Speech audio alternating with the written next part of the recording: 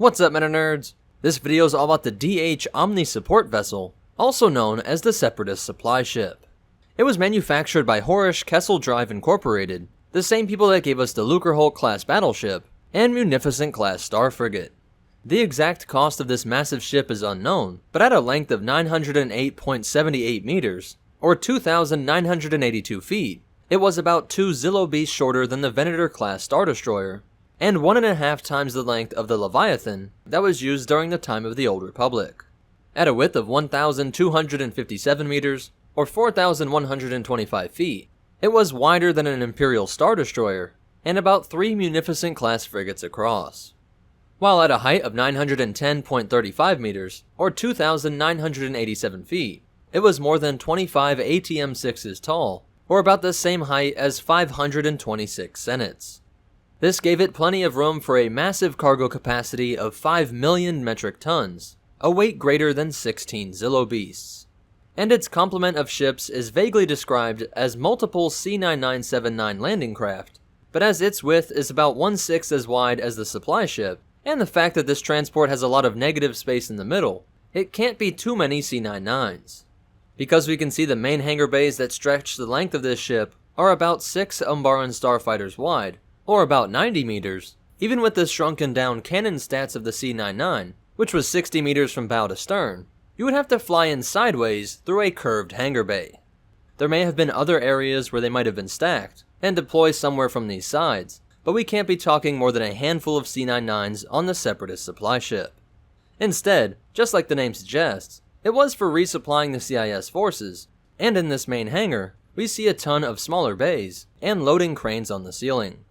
This ship would usually be packed full of deactivated droids, Tabana gas for blasters and laser cannons, additional power cells for those weapons, along with grenades, missiles, mounted guns, prefabricated bases, various tools, and food and drink for the organics that also made up the CIS war machine. When High Command was worried that this station might be attacked, they could pack it full of starfighters like Hyena bombers and Vulture droids, who could also just attach themselves to the exterior in order not to get in the way of all the loading bays, making for something like a terrifying version of a ball of bees. Additional defensive measures were in the form of hundreds of small point defense laser cannons, which were specifically designed to take out quick-moving small starfighters. Although these were normally anchors in CIS flotillas above a planet, they could easily evade if they needed to, via its Class 6 hyperdrive. Because this ship was not intended to be used in combat, its crew is relatively light, with just a few pilot battle droids, along with a single T-Series tactical droid, who would command the entire facility. This overseer would spend most of his time directing the thousands of battle droids that worked to load supplies onto docked ships, but the T-Series was also expected to safely get this ship out of danger in the rare event of a Republic attack.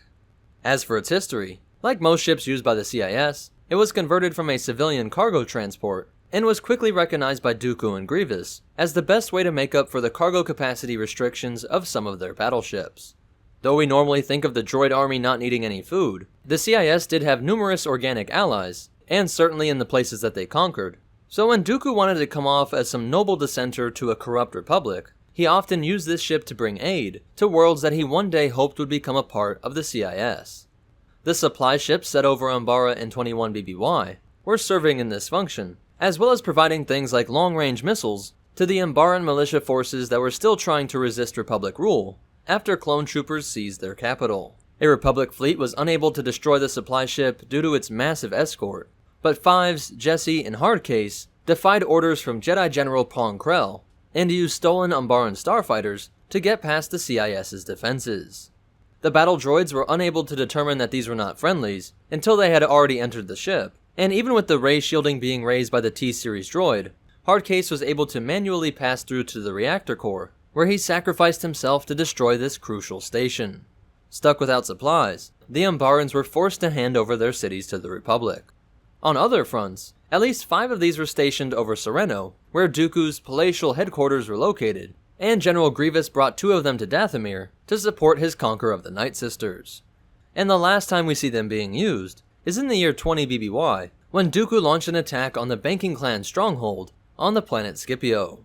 So that's it for its history, but you definitely want to hear these cool facts and behind the scenes stuff. It was created for the Clone Wars TV show by using assets from cargo containers from the episode Senate Murders, fuel pipes from the Zillo Beast episode, and lamps from the Zillo Beast Strikes Back. The ship that was going to be supplying the Umbarans was originally going to be a lucrehulk, but George Lucas asked Dave Filoni to change it in order to make the Trade Federation appear more neutral, as it might be weird for the audience to see it as a Trade Federation ship, and then see the Trade Federation Neimoidians in the Senate.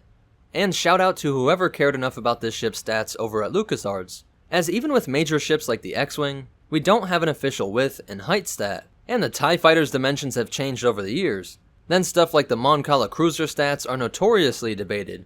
But with the Separatist Supply Ship, we get all 3 dimensions clearly stated, to the point of actually having 2 decimal places.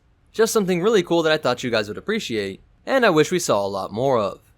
So that's it for the Separatist Supply Ship, but most important of all, remember, without supplies, you don't have an army, and the Force will be with you, always.